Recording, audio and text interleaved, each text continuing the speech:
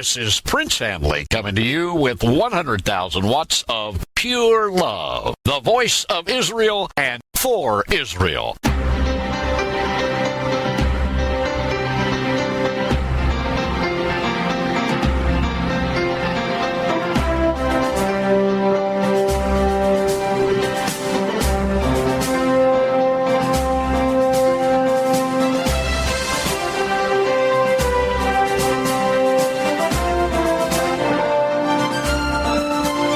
I want to talk to you today about creation of the heavens and planet Earth. For the purpose of disclosure, let me assert that I am a graduate engineer. I received my BS in industrial engineering before attending 11 other colleges and universities. At the first institution, I was the only student to receive a grade of 100 for the semester in the field of electrochemistry, which is by no means an easy subject. It is not even taught at many schools of higher learning. During one of the different psychology classes I have taken, my IQ was ascertained to be 165, which is well above the floor of genius level. I am by no means brilliant, but I do understand certain laws of physics and science, and have worked in those areas, writing my thesis in a chemical laboratory, and working consistently in research and development, using instruments such as the atom counter and the Hall cell, as well as the usual instrumentation for determining qualitative and quantitative analyses. My views in this podcast teaching are based not from the standpoint of one who believes that the Bible is the Word of God, although I do believe that, but from the standpoint of one who has studied and worked in the fields of science and engineering. As an engineer, I could no more believe in the theory of evolution than the cow jumping over the moon. Not only is there no evidence that evolution has ever taken place, but there is solid evidence that evolution could never take place. Evolution could not even be possible because it violates both the first and second law of thermodynamics. Let me explain. To begin, let's talk about the second law of thermodynamics. The second law of thermodynamics is also known as the entropy principle, which is one of the most universal and fixed laws known to science. There is a general natural tendency of all observed systems to go from order to disorder, reflecting dissipation of energy available for future transformation. That's the law of increasing entropy. All processes in the universe are basically energy conversion. Thermodynamics is a compound of two Greek words, therme, which is heat, and dunamis, which is power. It is a science of heat energy, or heat power, and its conversion to other forms of energy. Everything that exists in the universe is some form of energy, and everything that happens is a type or form of energy conversion. With this in mind, let us now discuss the first law of thermodynamics. One of the best definitions for the first law of thermodynamics is from Isaac Asimov. In his article titled, "In the Game of Energy and Thermodynamics, You Can't Break Even," published in the Smithsonian Institute Journal, he writes, "Energy can be transferred from one place to another or transformed from one form to another, but it can be neither created nor destroyed." Or we can put it another way, the total quantity of energy in the universe is constant. When the total quantity of something does not change, we say that it is conserved.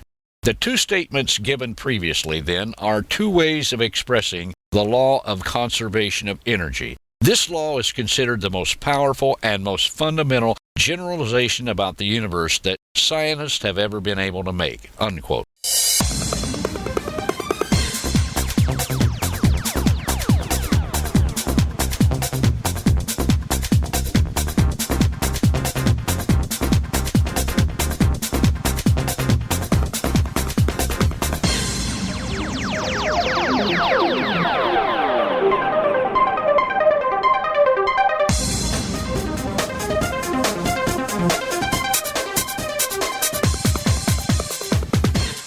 Before we go on, let's consider something Asimov said that I just quoted. Energy can be neither created nor destroyed. Energy cannot be created because God is the only one who can create energy, and He ceased creative process in the universe after the first 6 days. That is the purpose for the Sabbath, to rest from our labor, to receive blessing from God, and to reflect on the creative glory and goodness of God. You might want to read the Torah, Genesis chapter 2, verse 3. On the other hand, Energy cannot be destroyed because God upholds all things in creation by the word of his power. You might want to consult the Brit Hadashah in the book of Hebrews, chapter 1, verse 3. In the area of quantum physics, time and relationship is of primal importance. Many theories relating to time have been developed over the years. Probably the most famous is that developed by Albert Einstein, the theory of relativity. I read his work as a young boy. The derived formula E equals mc squared, or energy equals mass times the velocity of light squared, was praised for decades as the frontier of thought in this area. However, recent scientific postulation and research has leaned toward discrediting part, if not all, of Einstein's theory. Even in the most advanced area of quantum physics today, it is known that the universe at its core is some sort of relationship of energy that we cannot control.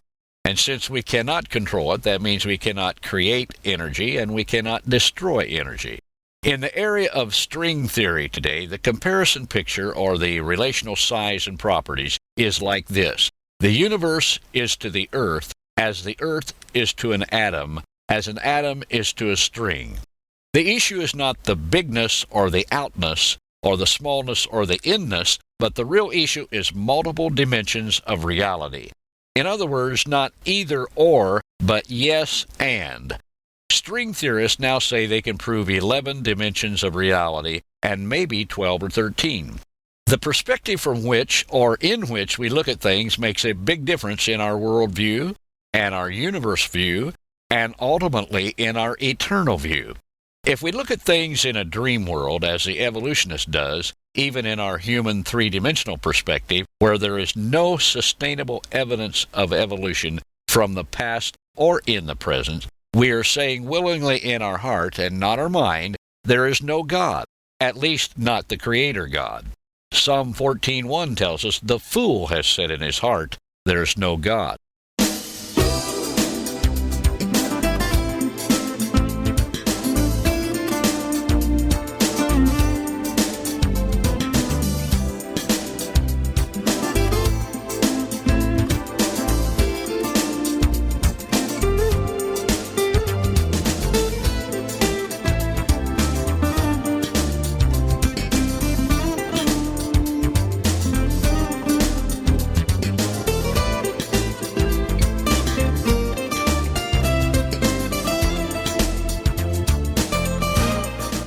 The present underpinning of the universe is conservation of energy, not creation. No creation in the universe has taken place since the first 6 days. The evolutionist has no valid answer to the following questions. Number 1, where did all the energy come from in the first place? In other words, who started everything? And number 2, why is energy constant or being conserved? The first law of thermodynamics is a strong scientific testimony against evolution because it proves constancy and stability in the universe. However, the second law of thermodynamics is even more potent in that it completely obliterates any rationale for evolutionary thinking. R.B. Lindsay, in his article in American Scientist titled Entropy, Consumption, and Values in Physical Science, states the following. It is in the transformation process that nature appears to exact a penalty, and this is where the second principle, or the second law of thermodynamics, makes its appearance. For every naturally occurring transformation of energy is accompanied somewhere by a loss in the availability of energy for the future performance of work. What he was saying is simply this. In any energy conversion, there is an amount of energy which becomes unavailable for subsequent processes or work. It will be non-recoverable, whether it be through heat loss, friction, inefficiency, or whatever cause of the dissipation of the energy. A certain amount of energy becomes unavailable for subsequent processes or work. The late Henry Morris, Ph.D., states this succinctly, quote, thus, the second law proves, as certainly as science can prove anything whatever, that the universe had a beginning. Similarly, the first law shows that the universe could not have begun itself. The total quantity of energy in the universe is a constant, but the quantity of available energy is decreasing. Therefore, as we go backward in time, the available energy would have been progressively greater until finally we would reach the beginning point, where available energy equals total energy. At this point, or the beginning point, both energy and time must have come into existence. Since energy could not create itself, the most scientific and logical conclusion to which we could possibly come is this: in the beginning, God created the heaven and the earth. Isaac Asimov stated, "The universe is constantly getting more disorderly. All real processes, chemical, physical, biological, geological, go from order to disorder, the exact opposite of evolutionary theory. When something is new, whether it be a life form or a manufactured object, it takes on the condition of a closed state. A baby formed in the life of its mother when it exits the womb is an example of this. It grows older and eventually dies. A new building is another example. Through time, corrosion, decay, weathering, and stress take their toll. Everything deteriorates by itself. There are no observable processes of development from a lower order to a higher order, or from disorder to order."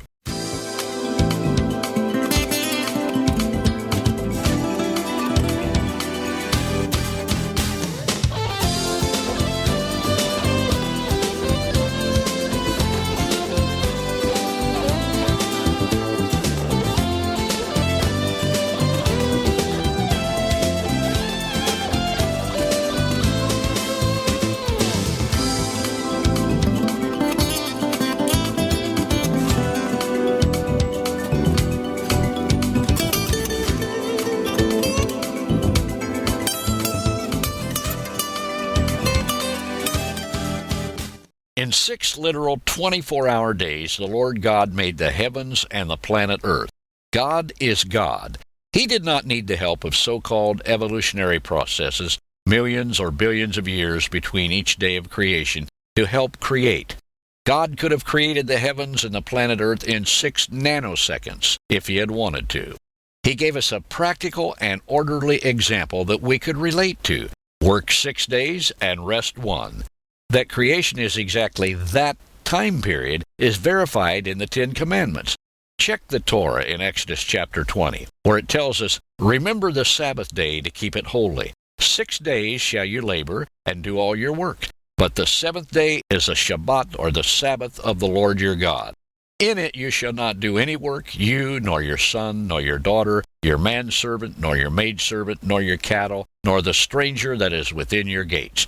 For in 6 days the Lord made heaven and earth, the sea, and all that in them is, and rested the 7th day. Wherefore the Lord blessed the Sabbath day and made it holy." Messiah Yeshua validated the creation account in the Torah, referring to Genesis, when he said, "But from the beginning of the creation God made them male and female," and also validated the Torah account of creation by his statement, "The Sabbath was made for man, and not man for the Sabbath. Therefore the Son of Man is Lord also of the Sabbath." That's when the Pharisees and religious crowd were deriding him for healing on the Sabbath. You can read those references in the Brit Hadashah in the book of Mark, chapter 10, verse 6, Matthew, chapter 19, verses 4 through 6, and Mark, chapter 2, verse 27. The main reason that many people who claim to know the Lord and who are conservative or Orthodox Jews or conservative or Orthodox Christians swing toward evolutionary creationism is because that they're really ashamed to take a stand for a literal 6-day, 24-hour day creation week. They feel they will be laughed at by friends, colleagues, and others. What they're really doing is bowing at the throne of Darwin and the throne of political correctness, which is very dangerous. My friend, can you claim to be a follower of the Lord, of the Mashiach, but not believe in a literal interpretation of the very creation account that Yeshua validated? I trust this teaching has helped you.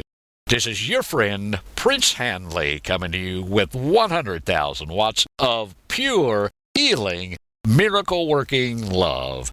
Baruch haba b'shem Adonai.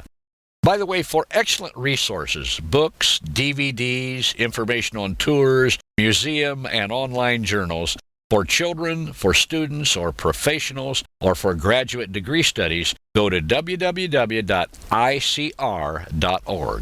ICR stands for the Institute of Creation Research.